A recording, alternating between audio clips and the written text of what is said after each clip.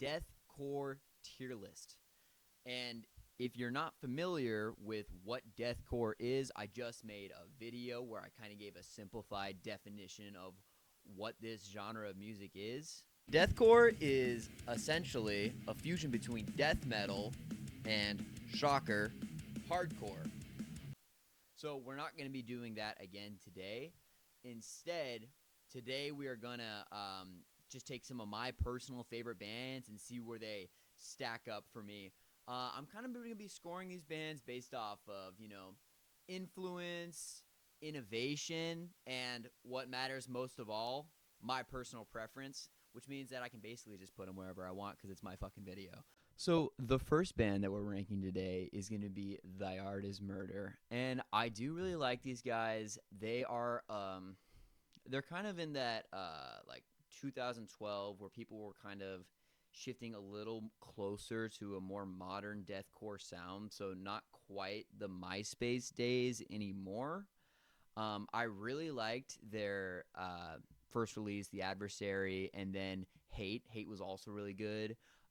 Reign of Darkness blew the fuck up, and that was actually the first deathcore band that I heard about and like listened to a little bit, and that was when I was really little. I mean, I was watching Jared Dines videos, but as I've gotten older and kind of listened to more of the music, I think they generally make music for people with a BMI north of 40, man. Like, first off, they're tech death.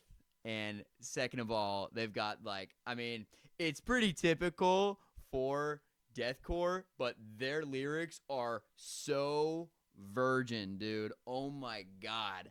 Like, just like looking at it, like I cringe pretty hard. Luckily, the screams are, pretty distorted, so you can't tell what they're saying most of the time.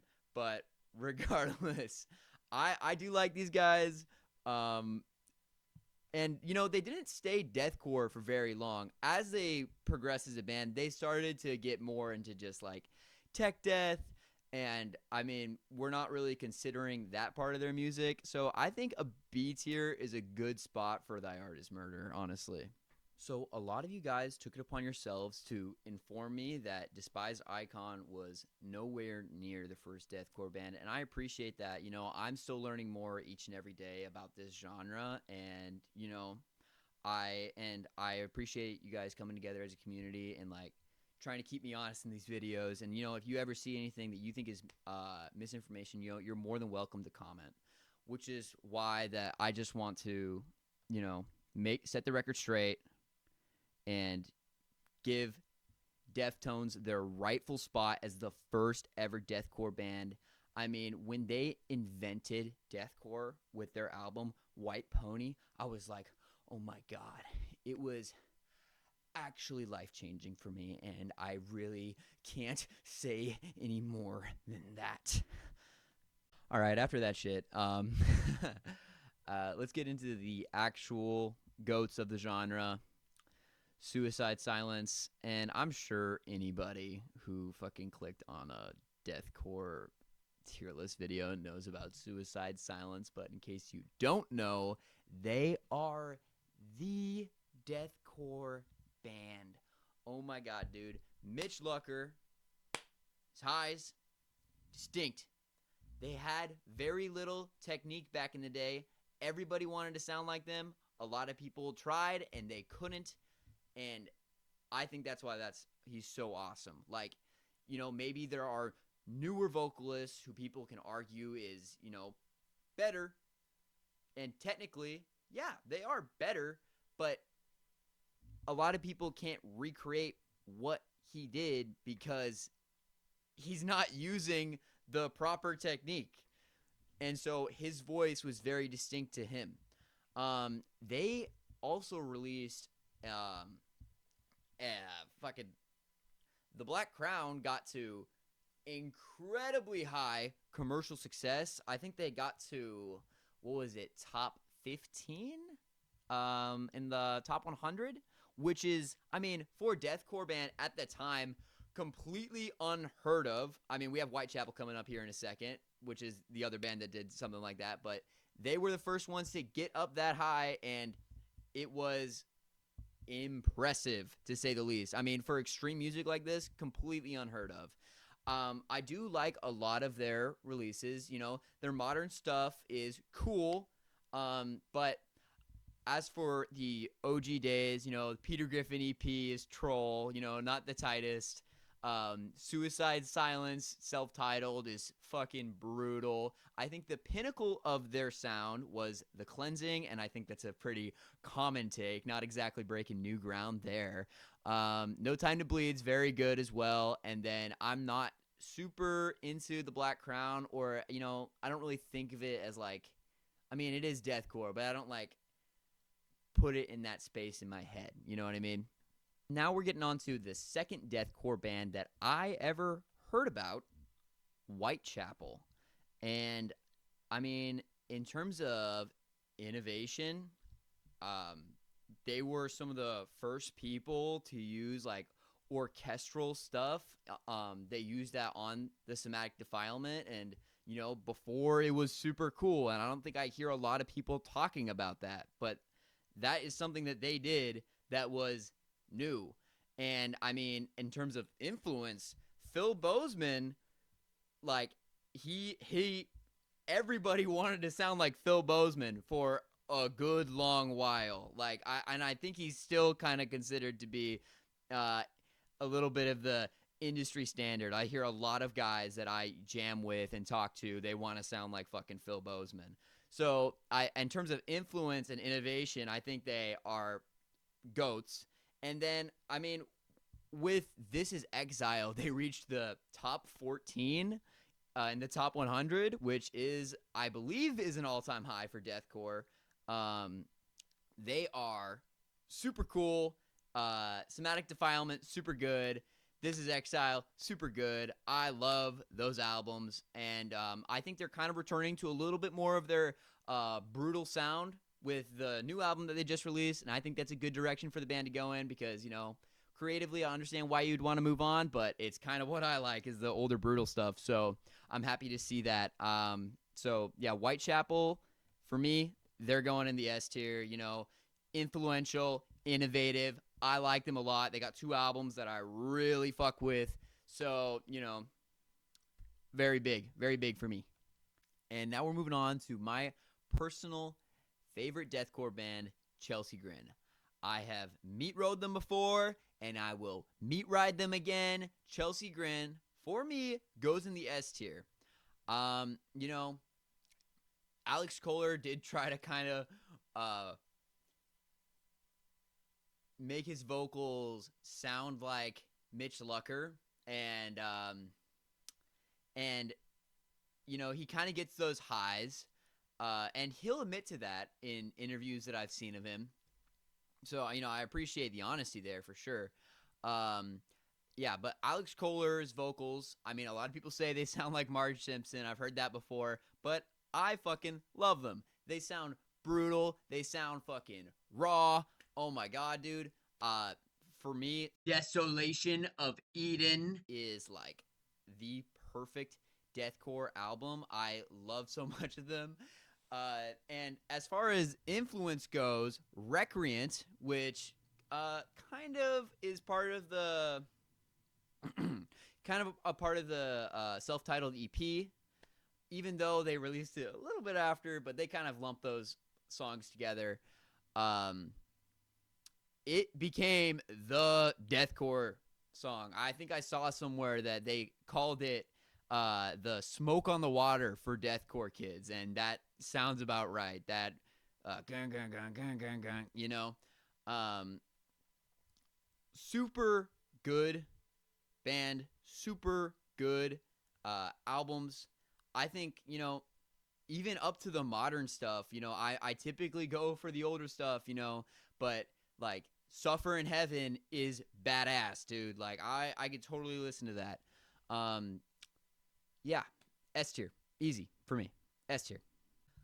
So Chelsea Grin didn't reach the level of influence as like Whitechapel or Suicide Silence, but just because of how much I like them, they're going in the S tier.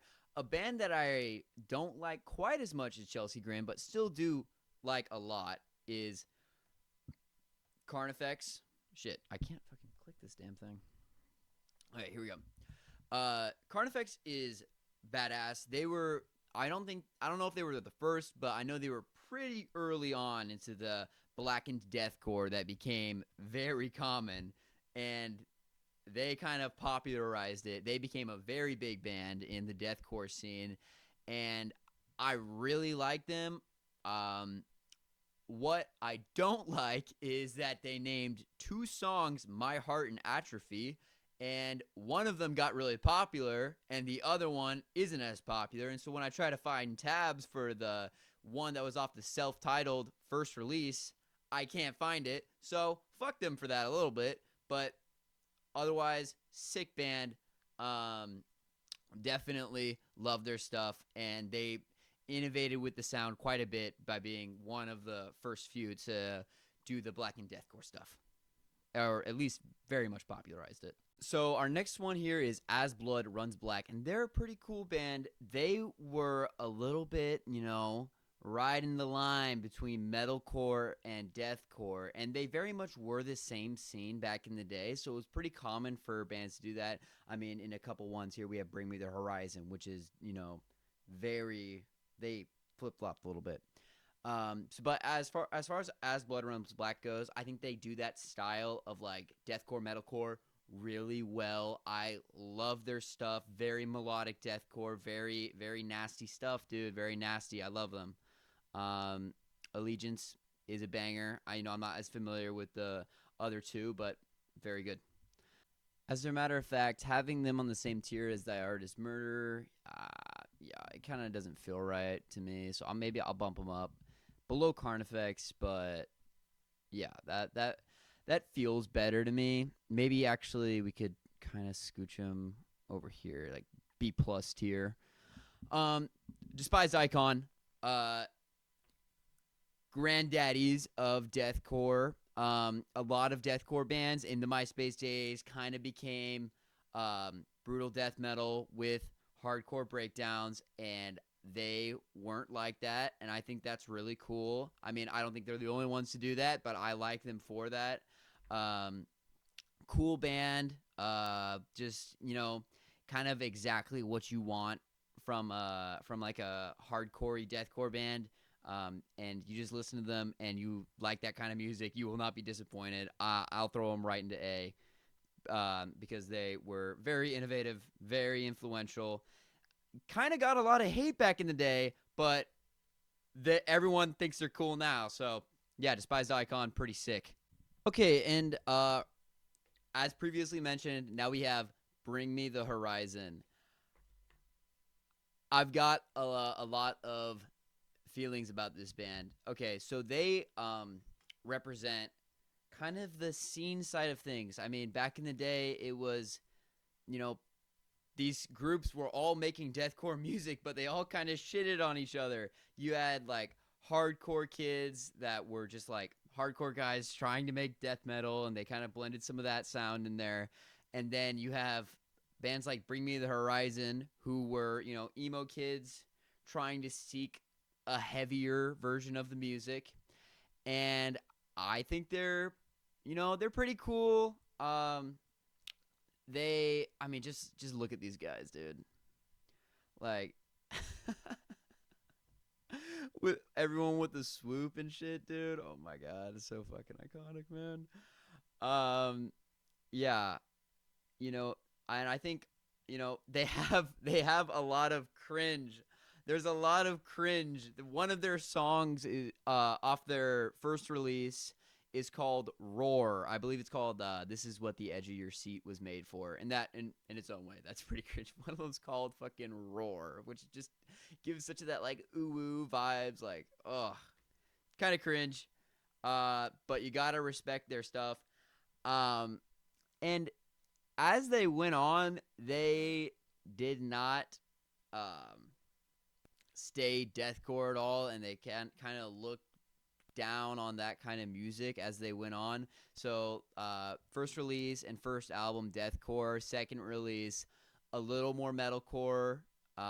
They always had some metalcore, but then it was just like straight metalcore, and then they just went on. They made that one song, Can You Feel and they have like collabs with Skrillex and stuff like that. So they didn't really stay in the scene and kind of, don't really look back on it too fondly. And I mean, not that that affects their work or how influential they are. It's just kind of like, damn, lame. So I'd probably put them in like, oh, I don't know, C. They're C for me. I don't, yeah, I don't hate them, but they're not exactly what I look for when I'm listening to deathcore. So here we have two bands that are part of the revival movement, which is like, we're kind of in this modern deathcore with synths, and some bands are doing the singing chorus, and these bands are kind of trying to return to that like brutality of before the early MySpace days. And they're cool. They're doing a good job. I like to listen to them personally. I really mess with Slamwich. I really mess with Reverend. I'll throw them on. I'll jam them out. But in terms of innovation, they're kind of going back in the style. They're not trying to do something new. They're kind of trying to, return to Monkey and go back in time a little bit. And I totally mess with that. I like this style of music, and I'm happy that they're doing it. But in terms of influence, innovation, I can't score them super high. And as far as, OG MySpace deathcore, it's better than the revival deathcore. So I think I would throw it into C tier, and there is not a band on here that I don't like. I really mess with all of them. I just believe that they don't deserve the same accolades as some of the earlier bands that invented the sound, Shadow of Intent, man. I don't typically go for modern deathcore music, but Shadow of Intent is kind of just like that band that does it for me. I really mess with them, and if you're looking for modern deathcore, I think that you should go listen to them. They're really cool. Very highly produced, lots of symphonic, lots of synths, lots of cool stuff that you can dig your teeth into if you're into that kind of thing. Abacab. I know that this is pretty cropped here, but they are very sick. They are kind of a band that has been a little bit forgotten. And I actually learned about them while trying to brush up on some deathcore for this video. They're super cool. They're like an early MySpace band. Just sick riffs, very brutal, very, very, very good. I mean, not very influential and not exactly innovative, I would say, but they are cool and I like them. So we're gonna put them up into, I don't know, we're throwing down to C. Winds of Plague. Winds of Plague's a really cool band too.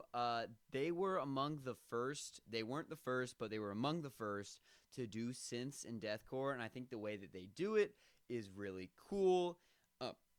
Decimate the Weak is a sick album. Some of it feels like a little bit like huzzah, like power metal-y, but I really like it. I really dig it. And I think they do a lot of cool melodic stuff, and you can really, I really like them. They're cool. I think I'll put them up into Winds of Plague with Despised Icon, Shadow of Intent, and Carnifex. We'll probably put them down into B. They were really popular. They were really innovative, but I think B feels right for me. So this is Job for a Cowboy's logo. It's kind of cropped, but Job for a Cowboy is pretty interesting. They weren't trying to make deathcore. they were trying to make brutal death metal when they were first making their music. And then they became like one of the first bands to do it and insanely legendary. And that's all just off of Doom. Like later on down the line, they kind of went more towards death metal. But Doom was a deathcore release very early on. In 2 Men of a Machine went fucking viral, and for good reason. It's a banger. And I like them a lot. I like Doom a lot. As they go further on, they're just like death metal. But yeah, we'll put Job for a Cowboy up into A just for how influential they were, how innovative they were. They didn't even realize that they were kind of making some stuff that was going to be genre defining. And that's just for Doom. They get A. Infant Annihilator. This band is renowned for how brutal they are, man. I think if you like just really nasty shit, Infant Annihilator is kind of the place to be. It's almost like so brutal it's a joke. Like it's just like even from the band's name itself, they've got tons of artists that are featured on their earlier projects, and I think that's really cool. They are a super cool band that I really fuck with. They're just so nasty, it's almost comical. And so, yeah, go check them out. Dude, okay. Signs of the Swarm is a sick band, and they have a sick band name. I think that like with like the bug imagery and stuff is super cool, and so they're gonna get a few points for that. They're pretty brutal. They're pretty nasty. They have some synths, but they're really not like super egregious or anything gnarly, and they've maintained to be brutal even into the modern day.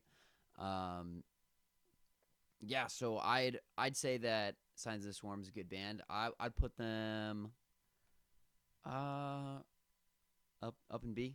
So here we have the big one, Lorna Shore. Oftentimes people call them the modern day Suicide Silence, and while they haven't had a vocalist who's as iconic as Mitch Lucker, it's pretty true. I like their early days with Tom Barber. He's an incredibly talented vocalist. Bone Kingdom, that shit is fucking badass, dude. I love a lot of tracks off of Bone Kingdom. Annihilator and the title track specifically really hit for me. And the more modern stuff, I mean, they basically define the genre. Like, they are the big deathcore band as of right now. They were present from 2012 all the way up until 2021, where now we're in the modern deathcore era, where deathcore is huge again, and they went viral in 2021 and kind of, I mean, not single-handedly, but they were a big player in bringing the whole scene back in a whole new way. And so based off of their influence, based off of their innovation, I think they're really cool, and I think they deserve a spot in the A tier. I hear a lot of people shit on them, and I hear a lot of people meat ride them too, but I like them. I like the early stuff. The modern stuff's pretty good too, and they're super influential, so you got to give them their flowers when they're due. The next band that we're going to be ranking is All Shall Perish. I really liked their first album, The Price of Existence. Some standouts for me are Wage Slaves, which is absolutely iconic, and also There Is No Business to Be Done on a Dead Planet. The other albums are really good. Those are just my favorite tracks from this one. Yeah, All Shall Perish is super great. They kind of haven't released anything since 2011, and there's been some attempts at a reunion, but I don't foresee that happening because their vocalist went on over to Suicide Silence after Mitch Lucker's passing, and it's actually a pretty cool story about how that happened. Maybe we can cover that in another video, but super good band. Go check them out. They're awesome. I would place them above Thy Art Is Murder. I'd put Winds of Plague above Large Murder too. Yeah, that looks good to me. At least the B tier does. Infinite Annihilator maybe above as well. Signs of Swarm maybe below. Um, yeah, that looks good. Uh, and just to be clear, I like all these bands. And if your favorite didn't end up in a place that you're happy with, then you know it's subject to change. If there's any more bands that I should add to this, maybe we can do a part 2 or something like that. Let me know. But as it stands, these are some good bands that I really enjoy. And if you haven't heard of them or haven't listened to them, go check them out. Obviously, the Deftones one is a bit of tongue in cheek, but all these other ones are great deathcore bands that you can get into, listen to, and really start appreciating the music. All right, and have a good one.